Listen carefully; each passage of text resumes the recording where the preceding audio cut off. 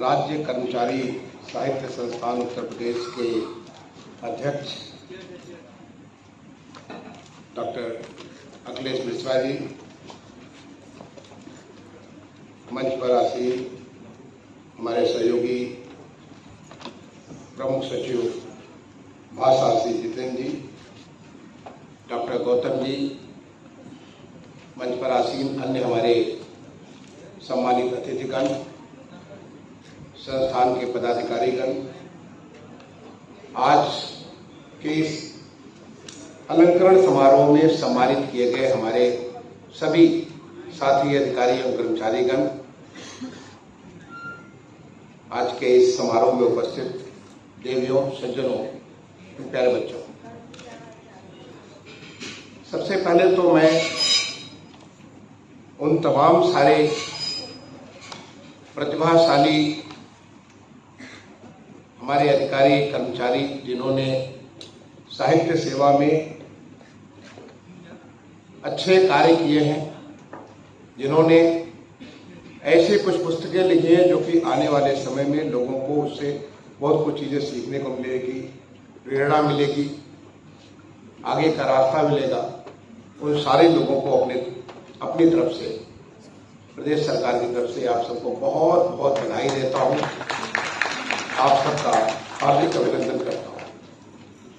इसमें श्री नितेश गोकरण जी जो कि किन्हीं व्यस्तताओं की वजह से नहीं आ पाए, श्री हरपाल सिंह जी जो कि आज अभी आईसीयू में है लेकिन उनके पुत्र ने उनका सम्मान स्वीकार किया, डॉक्टर हरिओम जी, पार्थसारथी सेन शर्मा जी, श्रीमती सुषमा सिंह जी, श्री केडी सिंह जी, अनिल कुमार पाठक जी, डॉक्टर दिनेश चंद्र सिंह जी, श्री सूर्य नारायण पांडे जी, अनुपम आनंद जी, डॉक्टर उदित नारायण पांडे जी, श्री राजीव आचार्य जी, श्री राजेश सिंह जी, श्री जयप्रकाश शर्मा जी, श्री विक्रम सिंह जी, डॉक्टर ज्ञानवेंद्र सिंह जी, श्री अहमद जलाल जैदी जी, श्री NH रिजवी जी, श्री ब्रजलाल साहब, श्री शिवशंकर द्विवेदी जी, श्री अशोक कुमार पांडे जी, डॉक्टर वाईखोम चौखेंगनबा जो कि मणिपुर से यहाँ पे पधारे हैं, और सीमा मधुरिमा जी, आप सबका बहुत बहुत अभिनंदन और आप सबका बहुत बहुत बधाई कि आपको 1 लाख रुपए का पुरस्कार और सम्मान आज इस अलंकरण समारोह में प्राप्त हुआ। इसके साथ ही साथ जो हमारे साहित्य गौरव सम्मान, उन्होंने साहित्य की सेवा की है, उनको भी संस्थान ने इस योग्य पाया है कि उनका यहाँ पर अलंकरण किया जाए। श्री अजय सिंह राणा जी, डॉक्टर आनंद ओझा जी, अश्विनी कुमार जी, हरिकांत त्रिपाठी जी, लक्ष्मीकांत जी, मुकेश कुमार मिश्रा जी, रचना यदुवंशी जी, श्री प्रकाश श्रीवास्तव जी, युगांधर सिंदूर जी, श्री चंद दीक्षित जी, मुक्तिनाथ झा जी, आनंद किशोर सक्सेना जी, कृष्णदत्त डोंडियाल जी, राजेश श्रीवास्तव जी, मीरा चौरसिया जी, ओम प्रकाश वर्मा जी, डॉक्टर ताराचंद तन्हा जी, गीतिका चतुर्वेदी जी, विवेक शुक्ला जी, विकास द्विवेदी जी, कुंवर पुष्मेश जी, शशिकांत द्विवेदी जी, गिरिजा शंकर पांडे जी, नीलिमा मिश्रा जी, ओम प्रकाश सिंह जी और सत्यदेव पथिक जी। मैं आप सारे लोगों को, आपको आज यहाँ पे साहित्य गौरव सम्मान मिला है, इसके लिए मैं बहुत बहुत आपको बधाई देता हूँ। ये बहुत ही अच्छी फीलिंग होती है जब अपने लोगों के बीच अपने लोगों का अलंकरण किया है, क्योंकि उन्होंने औरों से कुछ भिन्न किया है। उन्होंने उनके अंदर जो एक प्रतिभा, साहित्यिक प्रतिभा है, जो समाज को नजदीक से देखने का, परखने का, समझने का, और न केवल देखने का, परखने का, समझने का, बल्कि उसको शब्दों में बांधकर दूसरों तक पहुंचाने का, ये प्रतिभा है। उस प्रतिभा को आपने दिखाया है, इसके लिए आप सबको बहुत बहुत बधाई। मैं आज स्मरण करना चाहूंगा उमेश को, उमेश सिंह चौहान जिन्हें मैं जानता था, उनसे मेरी यहाँ पे तो नहीं मुलाकात हुई, उनसे मेरी दिल्ली में मुलाकात हुई जब वो गृह मंत्रालय में मैं था और वो भी गृह मंत्रालय में पोस्टेड थे, केरल कैडर के अधिकारी। मुझे बताया गया कि उन्होंने इस संस्था को शुरुआत किया। भगवान की कुछ ऐसी लीला है जिसकी वजह से आज वो हम सबके बीच में नहीं है। मैं आज इस अवसर पर उनके इस बहुत अच्छे कार्य के लिए, जो कार्य उन्होंने किया 1999 में, उसके लिए उनको स्मरण करता हूं। उनको अपने तरफ से, आप सबके तरफ से श्रद्धांजलि भी अर्पित करता हूं। हम सारे जो सरकारी यहाँ पे मैं देखा कि तमाम सारे डिपार्टमेंट्स के लोग हैं। सबसे पहले तो हमारे सांसद जी श्री बृजलाल जी, जिन्हें मैं एक पुलिस अधिकारी के रूप में जानता था, आज वो हमारे भारतीय संसद में एक सांसद, एक जनता का प्रतिनिधित्व कर रहे हैं राज्यसभा में। और आज उनकी और प्रतिभा जो कि उन्होंने पुलिस विभाग में जो तमाम सारी चीजों का उन्होंने अनुभव किया, चाहे वो फूलन देवी का हो, गुजरात में तमाम सारी जो इस प्रकार की जो वहाँ पे आतंकवादी गतिविधियां थी उसके बारे में, या अन्य जो अभी उनकी पुस्तक में केवल उसका शीर्षक ही देख पाया, अभी अंदर भी देखूंगा। तो ऐसी चीजों को जो उन्होंने देखा, देखते तो हम सब हैं, लेकिन एक पारखी के नजर से देख करके और उसको परख करके उसको दूसरों के सामने रखने की जो उसमें कला है, मैं उसके लिए सर आपको मैं बहुत बहुत बधाई दूंगा। ऐसे ही हमारे सहयोगी अधिकारी नितिन अभी यहाँ पे नहीं है, पार्थसारथी सेन शर्मा, डॉक्टर ओम प्रकाश और अनिल पाठक जी। अनिल पाठक जी तो मेरे साथी अभी थोड़े दिनों तक हमारे स्टाफ अफसर के रूप में काम कर रहे थे। इन अधिकारियों को, इन्हें एक बहुत भिन्न भिन्न प्रकार का अनुभव होता है, क्योंकि ये भारतीय प्रशासनिक सेवा के अधिकारी हैं। और भारतीय प्रशासनिक सेवा में जब आप परगना मजिस्ट्रेट होते हैं, वहां से लेकर के जब आप हाईएस्ट लेवल पे जब आप पहुंचते हैं, तो आपको इतने किस्म की मानवीय संवेदनाओं के साथ आपका सरोकार होता है। किसी ने कहा कि जब वो बिजली जाती है तो बिजली वाले बन जाते हैं। अगर बिजली विभाग की अगर कोई दिक्कत होती है तो एक आईएएस अधिकारी वो समझ जाते हैं कि वो बिजली को चला सकता है। बिजली की, चाहे वो आपका उत्पादन हो, उसका पारेषण हो, उसका ट्रांसमिशन हो या उसका डिस्ट्रीब्यूशन, चाहे उसमें उसका पारंगत न हो, लेकिन इतनी उसमें समझ होती है तो किस प्रकार से अगर लोग न हो तब भी वो चला सकता है, इस बात की उसमें संवेदना, क्योंकि उसका जो सीधा सीधा संवेदना अपने आम नागरिकों के प्रति, अपने लोगों के प्रति होता है। अगर सूखा आता है तो सूखे की मार उन लोगों तक पड़ती जरूर है जो कि सूखे से तकलीफ में सहते हैं, लेकिन एक भारतीय प्रशासनिक सेवा का अधिकारी उनके उन संवेदनाओं के साथ जुड़ करके उनको बड़े नजदीक से देखते हुए कोशिश करता है कि कैसे उनके कष्ट को दूर कर सके। आपने बाढ़ आती है देखा होगा कि हमारे अधिकारी इस बात का ख्याल नहीं करते हैं कि वहां पे बाढ़ आने पे उन्हें उनके साथ क्या होगा। कई बार दुर्घटनाएं भी हो जाती है। ऐसे बहुत सारे आपको उदाहरण मिलेंगे जिसमें आपको लोगों को बचाने में आप खुद अपनी जान दे बैठे, जिसका सीधा सीधा उदाहरण अभी हाल में जो हमारी दुनिया को हिला देने वाली वैश्विक महामारी कोविड-19 का जो एक आपदा आया था, हमारे देश में नहीं, हमारे प्रदेश में नहीं, पूरी दुनिया को हिला के चला गया, उसकी चूल चूल को चटका करके चला गया। उसके दौरान जो हमारे अधिकारी, इसके बावजूद कि उन्हें तमाम सारी उनके ऊपर बड़ा रिस्क था, लेकिन फिर भी अपने आप को एक्सपोज करते हुए दूसरों की जान को कैसे बचा सकते हैं, पूरी तरह से लगे थे। चाहे हमारे मेडिकल डिपार्टमेंट के जो उनको हमारे माननीय प्रधानमंत्री जी ने उन्हें सोल्जर्स का, एक सैनिक के रूप में कहा कि इतना बड़ा जो वॉर, जो नेचर का वॉर है हमारे मानवता के प्रति, उस वॉर में सीधे हर नागरिकों के साथ खड़ा होकर के उनको नजदीक से जाकर के, ताकि उनके कष्ट दूर हो सके। हमारे बीच में कुछ जाने गई, उनके प्रति हमारी बहुत बहुत संवेदनाएं, हमें बहुत कष्ट हुआ, लेकिन बहुतों की जाने नहीं गई। अगर आप देखें दुनिया के अगर आंकड़ों को देखें तो हमारे देश में जो मृत्यु दर है उनके कुछ प्रतिशत है, जो दुनिया के इतने सारे तमाम सारी जो जिनको आप मेडिकल इंडेक्सेस में वहां पे स्वास्थ्य के जो तमाम सारे सर्वेक्षण होते थे, उनको कहते थे कि उनके पास इतनी सारी सुविधाएं हैं, उन सारी सुविधाओं के बावजूद वो इस मार को नहीं झेल पाए और हमारा देश हमारे माननीय प्रधानमंत्री जी के नेतृत्व में, हमारा प्रदेश हमारे माननीय मुख्यमंत्री जी के उस यशस्वी संचालन में इसको झेल ही नहीं गया, बल्कि हमारे देश में कम से कम मौतें हुई, कम से कम नुकसान हुआ। और हमारे देश में अगर अपने प्रदेश को देखें तो हमारे प्रदेश में अपने देश से भी बहुत कम नुकसान हुआ। आंकड़े आपके सामने और ये सारे के सारे आंकड़े सामने उपलब्ध है। तो ये जो कार्य होता है, ये कार्य होता है लोगों के साथ जुड़ करके, उनको साथ दे करके, उनकी संवेदनाओं के साथ समझ करके कि कैसे दूसरे को कष्ट हो, कैसे दूसरा खुश हो, इसको समझ करके जो काम हुआ।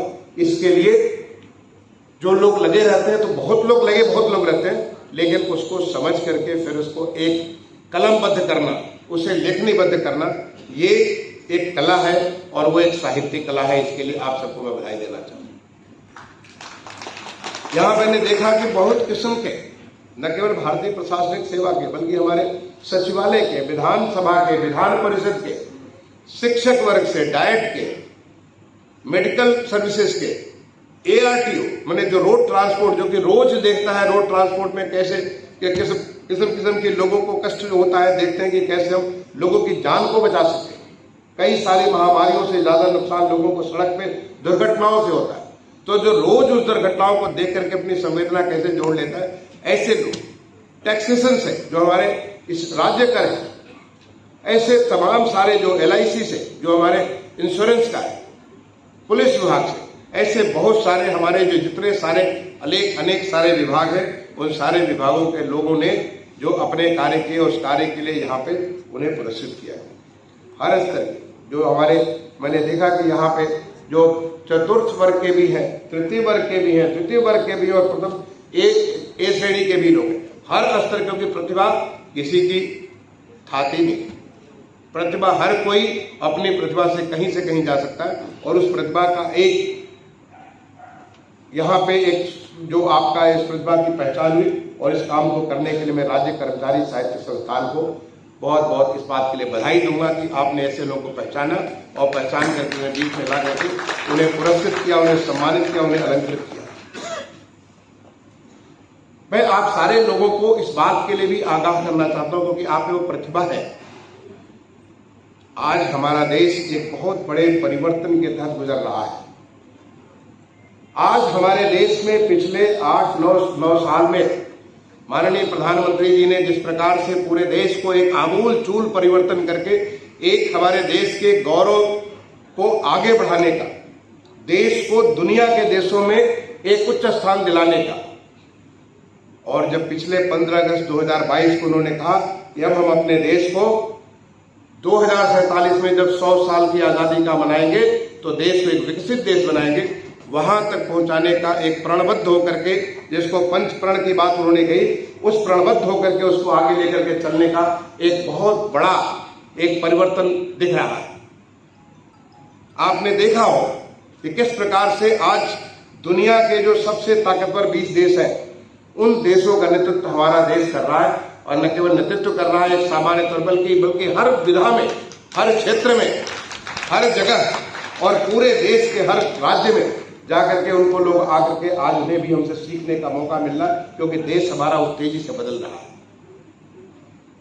मैंने ऐसा उदाहरण अभी हाल के इतिहास में, अगर आप पन्ने को उठा करके देखें तो हाल के इतिहास में अगर कोई एक देश विकासशील से विकसित हुआ है पूरे दुनिया में, वो देश है साउथ कोरिया, दक्षिण कोरिया। आपने देखा होगा हमारे एशिया के नक्शे में सबसे पूर्व तरफ जो हमारे जापान है, जो जिसको जहां पे कहते हैं सूरज पहले बार उगता है, उसके बिल्कुल बगल में वहां पे है हमारा दक्षिण कोरिया। मैं दक्षिण कोरिया मैं इसलिए कह रहा हूं कि वहां पे जाने का मुझे मौका मिला, कई बार जाने का मौका मिला, लेकिन एक बार मुझे अपने देश का एक जो पूरे एशिया ही का नहीं बल्कि पूरे अरब, हमारा जो हिंद महासागर है, हिंद महासागर का सबसे मोस्ट एडवांस एक्सप्लोरेटरी शिप को रिसीव करने का मुझे मौका मिला। मैं माइंस मिनिस्ट्री में ज्वाइंट सेक्रेटरी हुआ करता था, और मैं वहां के भूशान में हुंडई की जो फैक्ट्री थी जहां पे ये हमारे शिप को बनाया गया, और वो साधारण शिप नहीं था, साधारण जलयान नहीं था, बल्कि ऐसा जलयान जिसे समुद्र के अंदर हम खोज कर सके कि समुद्र जिसके हम लोग रत्नाकर कहते हैं, रत्नों का घर है वो, उन रत्नों के घर को पता करने के लिए कहाँ पे कौन सा रत्न है, कितनी गहराई है, कैसे उसे हम निकाल सकते हैं। ऐसा एक जलयान हमारे देश के लिए वहां पे भूशान में हुंडई फैक्ट्री में बन रहा था और उसे रिसीव करने का as a joint secretary government of India मुझे यह गौरव प्राप्त हुआ। जब मैं वहां गया और वहां पे मैंने चूंकि शिप को पूरा का पूरा रिसीव करना था, मुझे शिप को सारा का सारा बहुत गहराई से उसको एक एक चीज उसको देखना था, उसको मुझे मिलान करना था। मैं देख करके इतना खुश हुआ जिसका मैं आपको बयान नहीं कर सकता, मैं बोल भी नहीं सकता। इतनी खुशी हुई मुझे अपने शिप को उसके नीचे से लेकर ऊपर तक, जैसे किसी को निहारते हैं एक एक चीज को बड़ी गहराई से एक एक चीज को जब जाके देखा, मुझे इतनी खुशी हुई कि ये तो परफेक्शन का एक लिमिट है। वहां पे 6 सिग्मा स्टैंडर्ड्स की बात करते हैं कि वहां पे बिल्कुल किसी प्रकार की कोई कमी न रह जाए। और ऐसा 6 सिग्मा स्टैंडर्ड का जो है उस शिप को जब देख करके मुझे इतनी खुशी हुई, तो वहां उस फैक्ट्री के जो जनरल मैनेजर थे उनसे मैंने निवेदन किया कि अगर आप मौका दें तो मैं आपके घर पर एक कप चाय पीने आना चाहता हूं। मैं देखना चाहता हूं कि आपके ये खाने पीने में ऐसी कौन सी खास चीज है जिससे इतना अच्छा चीज आप लोग बना लेते हैं। हम भी अपने आप वो काम करते हैं, फैक्ट्री में काम कराते हैं, हम भी अपने आप बहुत कुछ काम कराते हैं, लेकिन ऐसी क्या विशेष चीज है जिसकी वजह से आप इतना बढ़िया ये कार्य कर लेते हो। मैं आपसे सीखना चाहूंगा, आपके परिवार से मिलना चाहूंगा, आपके घर को देखना चाहूंगा, कहाँ रहते हो, कैसे रहते हो, क्या खाते पीते हो, क्या काम करते हो, क्या आपकी दिनचर्या है। उन्हें बड़ी खुशी, उन्होंने कहा कि चलो कल से कोई एक विदेशी हमारे घर आना चाहता है। मैं गया उनके घर और मैंने करीब 2 घंटे उनके साथ गुजारे, उनको देखा, उनके परिवार के साथ मैंने काफी डिटेल में काफी कुछ चर्चा की। लेकिन जो मुझे बात समझ में आई, न तो उनके खाने पीने में कोई फर्क है, न तो रहने में फर्क है, वो तो वैसे ही रहते हैं जैसे हम लोग रहते हैं, वैसे ही कमरे, वैसे ही ड्राइंग रूम, वैसा ही डाइनिंग, साइज थोड़ा मोड़ा छोटा बड़ा वो तो हमारे यहाँ भी होता है, depending on your economic status, जिसकी कैसी अर्थव्यवस्था है उसके हिसाब से छोटा बड़ा सब हो सकता है। उसी प्रकार से घर में जो उसको सजावट और जो भी चीजें वो उसी प्रकार से जो हम सब के। हमने पूछा फिर आखिरकार ऐसी क्या चीज आप लोगों को है जिसकी वजह से आपने इतना बढ़िया शिप बनाया कि जहां में मेरी नजर कहीं टिकी नहीं कि मैं देख सकूं कि यहाँ पे ये कमी रह गई, एक कील यहाँ पे थोड़ी सी कील को अगर यहाँ की जगह यहाँ करते तो और अच्छा होता। उन्होंने कहा कि ये हमारे अंदर ये परख डाली गई है, पूरी की पूरी एक संस्कृति डाली गई है कि कैसे हम परफेक्ट चीज प्रोड्यूस कर सकते हैं। और आज आपको मालूम है कि साउथ कोरिया दुनिया के जो टॉप 10 कंट्रीज है उनमें से एक है, और वो कंट्री जिसको आज से अगर 40 साल पहले आप जाकर के देखिए, 50 साल पहले, तो लोग साउथ कोरिया का सामान छूना नहीं चाहते थे। लोग कहते थे सबसे घटिया सामान साउथ कोरिया का है। और आज साउथ कोरिया की कंपनीज किसी भी फील्ड में, इलेक्ट्रॉनिक्स में आप ले लीजिए, शिपिंग में ले लीजिए, पावर में ले लीजिए, ऑटोमोबाइल्स में ले लीजिए, किसी फील्ड में आप जाइए तो आपको वहां पे दिखेगा कि सबसे अच्छा कार्य होता है। आखिर ये हुआ कैसे, जादू कैसे हुआ? उन लोगों से मैंने जानना था कि जादू कैसे हुआ। उन्होंने बताया कि इस पूरे जादू का जादूगर जो था जनरल पार्क। जनरल पार्क वहां पे ही वॉज मिलिट्री के जनरल थे। उन्होंने उसको वहां पे कू किया क्योंकि वहां बहुत ज्यादा करप्शन हुआ करता था, बहुत ज्यादा पब्लिक, बहुत बुरी हालत थी। जहां पे करप्शन होगा, जहां पे करप्शन पूरी इकोनॉमी को खा जाता है। जो भ्रष्टाचार होता है वो पूरी व्यवस्था को, जैसे कि अंदर से दीमक लग गया और दीमक जैसे खत्म कर देता है, वैसे भ्रष्टाचार चीजों को दीमक जैसे खा जाता है। देखने में तो पेड़ दिखेगा लेकिन थोड़ा सा हिला दोगे तो नीचे ढह जाएगा, ताकि बहुत बुरी हालत हुआ करती थी। तब जनरल पार्क ने कू किया और कू करके वहां पे उन्होंने सत्ता की बागडोर खुद अपने हाथ में ली और अगले 10 साल तक एक जनरल के रूप में, एक डिक्टेटर के रूप में उन्होंने पूरे साउथ कोरिया का राज किया। और उस 10 साल में उन्होंने not as a dictator, not as a किसी को क्रश करने के लिए नहीं, बल्कि एज ए बेनिवोलेंट डिक्टेटर कि कैसे अपने देश को हम गौरव दे सकते हैं, कैसे हम देश को दुनिया के क्षितिज पे बहुत आगे ले जा सकते हैं। इस संकल्प के साथ उन्होंने काम किया और नतीजा उन्होंने इंग्लिश एजुकेशन वहां कंपल्सरी कर दिया। पहले 5 डेज वीक होता था, 6 डेज वीक कर दिया। जो लोगों को काम करने की आदत डलवा दी, बिल्कुल मेहनत करने की आदत डलवा दी, लोगों के अंदर एक एक्सेलेंस के प्रति एक सम्मान की भावना ला दी, सोच बदल दिया। अपने यहां उन्होंने नॉर्थ से साउथ और ईस्ट एंड वेस्ट पूरा का पूरा ब्रिक कॉरिडोर, सारा का सारा एक नॉर्थ साउथ स्पेस कॉरिडोर तैयार कर दिया। तमाम सारे जो लोग वहाँ के जो लोग बिजनेस करना चाहते थे, जनरल पार्क उनको अपने साथ लेके जाते थे, जर्मनी उनको, जापान और उनको यूएस और उनको कनाडा, तमाम सारे देशों ले जाकर के खुद कोशिश करते थे कि किस प्रकार से हमारे देश में ये फला फला किस्म की फैक्ट्री आए, फला फला किस्म की ये व्यवस्था हो जाए। और रिजल्ट 10 साल के बाद उन्होंने उस वहाँ पे दोबारा डेमोक्रेसी को कायम किया, दोबारा चुनाव हुए और चुनाव में वो 90% से ज्यादा सीटें पा करके राष्ट्रपति बने। दोबारा चुनाव हुआ, फिर उसी प्रकार से 90-92% पा करके वो बने। वो 20 साल तक उन्होंने काम किया और 20 साल के दौरान साउथ कोरिया पूरी की पूरी तरीके से कंप्लीटली बदल गया, कंप्लीटली बदल गया। आज वहां के लोग कहते हैं कि हमें बड़ा सम्मान मिलता है जब दुनिया के लोग हमें एक विकसित देश के रूप में अमेरिका के साथ, कनाडा के साथ, जर्मनी के साथ, जापान के साथ उनके बराबर का दर्जा देते। हमारे देश में ऐसा कोई कू नहीं है, लेकिन हमारे देश में हमारे माननीय प्रधानमंत्री जी बिल्कुल अनवरत उस तमाम तारीफ जनतांत्रिक जो हमारी लोकतांत्रिक व्यवस्था, उस व्यवस्था के सम्मान करते हुए जो हमारी जो जनतांत्रिक व्यवस्था है, जो विधायिका है, जो हमारी न्यायपालिका, सबको सारे के साथ साथ लेकर के, और उसके साथ हम सबके बीच में एक ऐसा आत्मगौरव, पहले बार हम सबको एक ऐसा भावना दे दिया कि अब हमें एक संकल्प है, एक प्रतिबद्धता है, एक हमें ललक हो गई कि हम अपने देश को, जैसे साउथ कोरिया अपने आप को एक डेवलप कंट्री बना लिया, हिंदुस्तान भी अपने आप को डेवलप कंट्री बना सकता है। और वो काम करने में, जैसा कि मुझे उस जनरल मैनेजर के घर पे उन्होंने बताया कि सारे लोगों को बड़ा कष्ट हुआ, लेकिन किसके लिए? आने वाली पीढ़ियों के लिए।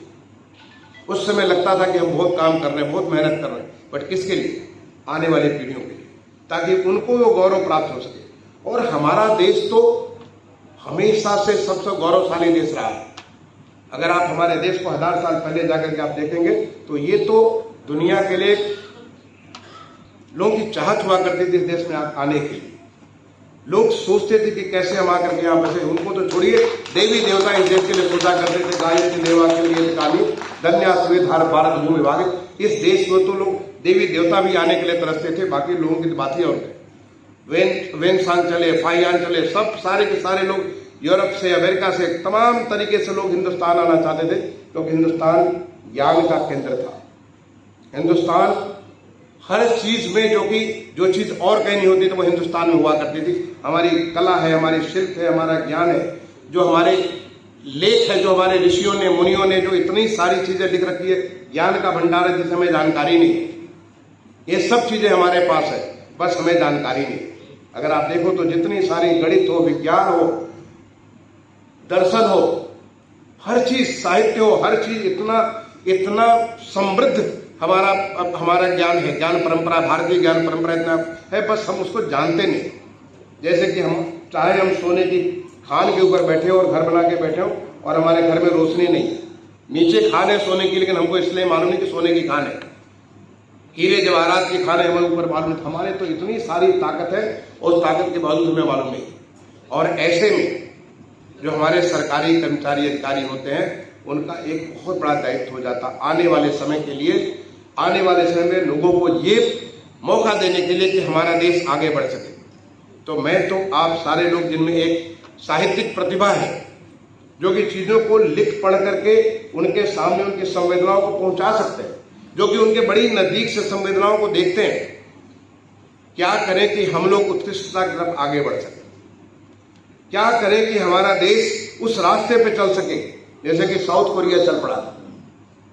क्योंकि आज हमारे पास एक बहुत बड़ा नेतृत्व है, माननीय प्रधानमंत्री जी का जो एक पूरा का पूरा आप सब महसूस करते हो। क्या किसी ने सोचा था कि हमारा देश इतना स्वच्छ हो जाएगा? क्या आपने कभी सोचा था कि हमारे अस्पताल ऐसे हो जाएंगे? क्या अभी आपने सोचा था कि हमारे शहरों का इतना आमूलचूल परिवर्तन हो जाएगा? अभी बहुत रास्ता तय करना है, लेकिन जो हो गया वो अपने आप में बहुत बड़ी चीज है। क्या उत्तर प्रदेश में, मैं तो गांव का रहने वाला हूं, गांव पे हमारे प्राइमरी स्कूल में कोई बच्चे पढ़ने नहीं आते थे। मैं तो गांव के प्राइमरी स्कूल में पेड़ के नीचे पढ़ता था। वो जमाना था बहुत साल पहले, एक छोटा सा कमरा हुआ करता था, बाकी सब बच्चे पेड़ के नीचे पढ़ते। लेकिन आने वाले समय में बहुत सारे कमरे बन गए, बस बच्चे सब गायब हो गए वहां। बच्चे वहीं बगल में कोई मॉन्टेसरी स्कूल बन गया, कोई और स्कूल बन गया, सब बच्चे अपने टाई बांध करके वहां जाने लगे। और हमारा जो स्कूल था जहां हम पेड़ के नीचे सारे बच्चे पढ़ते थे, वहां पे 6 कमरे बन गए, लेकिन 6 कमरे में 6 बच्चे नहीं मिलते थे। ये हालत हो गई। आज आप उत्तर प्रदेश के किसी भी स्कूल में जाकर के देखिए, जिस प्रकार से कायाकल्प हमारे स्कूलों का हुआ है। आप किसी भी स्कूल में, मैं अपने गांव के स्कूल में गया, आप जिस किसी स्कूल में जाएंगे आपको गौरव महसूस होगा। आज फिर से वापस वैसे ही लोग जो है, जैसे कि पहले गांव के प्राइमरी स्कूल में बच्चे पढ़ा करते थे, जूनियर हाई स्कूल में बच्चे पढ़ा करते थे, वैसे फिर से वो बच्चे वहीं वापस आ गए हैं, क्योंकि उनको एक मुफ्त शिक्षा उनको प्राप्त हो रही है, अच्छी क्वालिटी की शिक्षा प्राप्त हो रही है। और ये परिवर्तन ज्यादा नहीं, पिछले 5-6 साल के बीच में हुआ। जो हमारे माननीय मुख्यमंत्री जी ने जिस प्रकार से ऑपरेशन ये कायाकल्प किया, उस ऑपरेशन कायाकल्प से सब परिवर्तन हुआ है। और ये केवल शिक्षा क्षेत्र में नहीं, लगभग हर क्षेत्र में हुआ है। अभी आपने देखा होगा हाल में, आप तो इसके आप सारे के सारे होंगे, समय के साथ लोग भूल जाते हैं, लोग समझते नहीं। लोग समझता कि हमारा यही एक वो जो कहते हैं बेंचमार्क बन जाता है, वो हमारा सोच का एक मिनिमम स्टैंडर्ड बन जाता है। अभी बहुत हाल में हमारा ग्लोबल इन्वेस्टर समिट हुआ। ग्लोबल इन्वेस्टर समिट जहां उत्तर प्रदेश में कोई, मुझे तो मालूम है, मैं कानपुर में रहा हूं, जो कि कानपुर एक औद्योगिक क्षेत्र हुआ करता था। जब हम छोटे बच्चे पढ़ा करते थे, स्कूलों में पढ़ा करते थे, हम कहते थे कानपुर हिंदुस्तान का 8वां बड़ा नगर है और ये हिंदुस्तान का मैनचेस्टर ऑफ ईस्ट है, माने पूरब का मैनचेस्टर है। यहाँ पे तमाम सारे ऐसे ऐसे उद्योग घराने, और वही कानपुर इन उद्योग घरानों के लिए तरसने लगा था। और यहाँ के लोग छोड़ करके, कोई कहीं जा रहा है, कोई हमारे देश में जा रहा है, कोई विदेश में जा रहा है, वहां पे कोई नहीं इन्वेस्टमेंट कर रहा। लेकिन अब वो दोबारा समय, अभी हाल के समय में थोड़े दिन पहले आप सबको स्मरण होगा, इसलिए मैं याद दिला रहा हूं, कैसे ग्लोबल इन्वेस्टर समिट हुई और हमारे प्रदेश में 33.5 लाख करोड़ से ज्यादा के इन्वेस्टमेंट, लगभग 2000 लोगों ने इन्वेस्टमेंट के इंटेंट दिए। और ये सारे इंटेंट जो है बहुत जल्दी ये साकार भी हो जाएंगे। पहले बार हमारे पूर्वोत्तर में, पूर्वी उत्तर प्रदेश का मैं मऊ जिले का रहने वाला हूं, पूर्वोत्तर में तो कोई पूछता भी नहीं था, कहते थे यहां तो कुछ है ही नहीं। पहले बार पूर्वोत्तर में लगभग 10 लाख करोड़ के इन्वेस्टमेंट के इंटेंट फाइल किए। बुंदेलखंड में लगभग 5 लाख करोड़ के इन्वेस्टमेंट का इंटेंट आए। और यही नहीं, और तमाम सारे लोग इन्वेस्टमेंट करने के लिए आतुर बैठे हुए। ये परिवर्तन पिछले 6 साल का परिवर्तन है। ये परिवर्तन अगर यहां हुआ, या हमारे देश का जो परिवर्तन हुआ, तो ये परिवर्तनकारी युग में हम गुजर रहे हैं। एक ऐसा युग जिसमें चीजों को परिवर्तन ही होगा। उस परिवर्तन करने में हमारे ऊपर जो राजनीतिक नेतृत्व होता है, वो तो हमारे माननीय प्रधानमंत्री जी का आशीर्वाद है, माननीय मुख्यमंत्री जी का यहाँ पे प्रदेश में आशीर्वाद मिला हुआ है, और वो तो एक है ही। लेकिन हम जो सरकारी कर्मचारी अधिकारी हैं, चाहे वो किसी भी क्षेत्र में हो, आप शिक्षा के क्षेत्र में, आप स्वास्थ्य के क्षेत्र में, आप अभियांत्रिकी के क्षेत्र में है, आप प्रशासनिक क्षेत्र में, आप पुलिस के क्षेत्र में, किसी भी क्षेत्र में हो, आप हमारे ये टैक्सेशन के क्षेत्र में हो, रेगुलेशन के क्षेत्र में, किसी भी क्षेत्र में हो, हर क्षेत्र में परिवर्तन की आवश्यकता है। हर क्षेत्र में एक नई सोच की आवश्यकता है। जो हमारे माननीय मुख्यमंत्री जी ने संज्ञान लिया कि उत्तर प्रदेश नए भारत का ग्रोथ इंजन बनेगा, तो नए भारत का ग्रोथ इंजन तब बनेगा, आप जानते हो कि इंजन जो है, ऐसा नहीं कि इंजन कोई भगवान ने एक ऐसा चीज बना दिया अपने आप वो चलना चालू किया। इंजन तमाम सारे कल पुर्जों से बना हुआ होता है। उसमें एक एक छोटा छोटा नट, छोटे छोटे बोल्ट, छोटी छोटी जो कीलियां होती है, हर एक महत्वपूर्ण होती है। कितना भी बड़ा इंजन हो, आप किसी रोल्स रॉयस के इंजन को ले लीजिए, एक कील को ढीला कर दिए, देखिए इंजन कैसे काम करेगा। उसकी न केवल लाइफ खत्म हो जाएगी, बल्कि एफिशिएंसी खत्म हो जाएगी और बंद हो जाएगा। तो आप ये अपने को मान के चलिए कि आप उस बड़े इंजन का, जो रोल्स रॉयस का इंजन है, या जो इस बड़ा इंजन है, जो ग्रोथ इंजन है पूरे देश का, उस इंजन के आप कल पुर्जे हो। और उस कल पुर्जे को कितना ही मजबूत करना है, जितनी लंबी जिंदगी आपको देनी है, उस जिंदगी को देकर के फिर आप इस इंजन को जब जितना ही तेज करेंगे, उतना ही तेज विकास होगा। जो हमारे मुख्यमंत्री जी ने एक टारगेट रखा $1 ट्रिलियन इकोनॉमी का, उसको हम समय से पूरा कर सकेंगे। उसको पूरा करने के लिए 1, 2, 3, 4 लोग नहीं, बल्कि हम सबकी जरूरत है। वहां हम सबकी बहुत बड़ी आवश्यकता है। और वहां पे जब कभी परिवर्तन होता है, मुझे बड़ा अच्छा लगा कि आपने रामचरितमानस पुरस्कार के साथ रामचरितमानस, जो कि सारे के सारे सारी रचनाओं का वो एक बहुत बड़ा, क्या कहेंगे, वो रत्नाकर है। मैंने वो सारे रत्नों का सारे के सारे रत्न हमारे रामचरितमानस में पढ़े। हमारे देश के हर घर में, आप किसी के घर में जाके पूछे कि आपके घर में क्या जयशंकर प्रसाद की फला किताब है, आपका प्रेमचंद की किताब है, या आपका रामचरितमानस, आपको लगेगा कि और किताबें नहीं होगी, लेकिन रामचरितमानस का एक गुटका जरूर होगा उनके घर में। रामचरितमानस भगवान पर मर्यादा पुरुषोत्तम राम, जो कि भगवान राम, जिनकी जो सारी की सारी हमारे जितने भी दायित्व हैं, चाहे हम छोटे बचपन में हम किसी के बेटे हों, बेटी हों, भाई हो, बहन हो, माता हो, पिता हो, गुरु हो, शिष्य हो, मित्र हो, राजा हो, उसके सेवक हो, जिस किसी रूप में हो, हर किसी दायित्व को भगवान राम ने दिया है और उसको मर्यादा दी है। भगवान राम के जीवन के बारे में जो रामचरितमानस है, मर्यादा पुरुषोत्तम राम का रामचरितमानस, वो हमारे सारे के सारे ग्रंथों का, सारे के सारे जितने भी जो साहित्यिक कार्य किए गए उन सब में अग्रणी है। और वो आपको आज दिया गया, मुझे देख करके बड़ी खुशी हुई। मैं इस बात के लिए अखिलेश जी को धन्यवाद दूंगा, या आपकी टीम को धन्यवाद दूंगा, जिस किसी ने इसको चुना है कि रामचरितमानस को उसके जो अलंकरण, जो आपको पुरस्कार मिला, जो आपको जो धनराशि मिली, उसके साथ ही साथ रामचरितमानस को देकर के, क्योंकि वहां से आपको सब कुछ मिल सकता है, वहां से आपको सारा का सारा प्राप्त हो सकता है। और वहां से मुझे बड़ा अच्छा लगा, मैं नाम भूल रहा हूँ, एक हमारे कोई लेखक या कवि जिन्होंने बताया कि रामचरितमानस की प्रशासन, राम के प्रशासन, ये राम राज्य की जो बात है, राम राज्य की बात जो वो किसी अच्छा, राजीव आचार्य, उनको मैं बधाई दूंगा। किताब तो नहीं देख पाया, उन्होंने किताब दिया, मैं देखूंगा। उन्होंने कहा कि कैसे जो है रामचरितमानस की जो प्रशासनिक व्यवस्था है, ऐसी प्रशासनिक व्यवस्था है जहाँ न कोई कष्ट है, न दुख है, न कोई बीमार है, सब कोई सर्वे भवन्तु सुखिनः, सर्वे सन्तु निरामया, सर्वे भद्राणि पश्यन्तु, ये भाव से के साथ जो राम राज्य था, सबसे बड़ा लोकतांत्रिक व्यवस्था, लोकतंत्र की जननी, लोकतंत्र का जो मर्यादा जो होता है, वो राजतंत्र के भीतर लोकतंत्र जो जिस प्रकार का था, वो रामचरितमानस की मर्यादा है। और ये चीज आपको दिया गया, तो मैं तो ये कहूंगा कि जो हमारा ये परिवर्तनकाली युग है, जो एक कायाकल्प करने का देश का जो एक बहुत अंतराल चल रहा है, आप सब अपने आप को इस खुशकिस्मत समझिए कि आप उस काल में हैं और आप लोगों को अनुभव कर सकते हैं, लोगों को समझ सकते हैं। तो मैं आप सबसे अपेक्षा करूंगा, आप सबसे निवेदन करूंगा कि आप ऐसा कुछ लिखिए जिससे इस परिवर्तन को ताकत मिले, ऐसा कुछ करिए जिससे इस परिवर्तन को और मजबूती मिले, जिससे कि ये परिवर्तन और तेजी से हो, हमारे राज्य का तेजी से विकास हो, हमारे लोगों का, नागरिकों का जिंदगी आसान हो, हमारे लोगों को ऐसे मौके मिले जिससे कि वो अपने को जैसे फूल खिल सकता है पूरी तरीके से, ऐसे खिल करके अपने समाज को, अपने परिवार को, अपने देश को, अपने राज्य को सब कुछ दे सके। मैं एक बार दोबारा आप सारे लोगों का, जिनको आज अलंकृत किया गया, उन सारे लोगों को अपने तरफ से नमन करता हूँ, अभिनंदन करता हूँ, आप सबको बहुत बहुत बधाई देता हूँ। धन्यवाद। जय हिंद।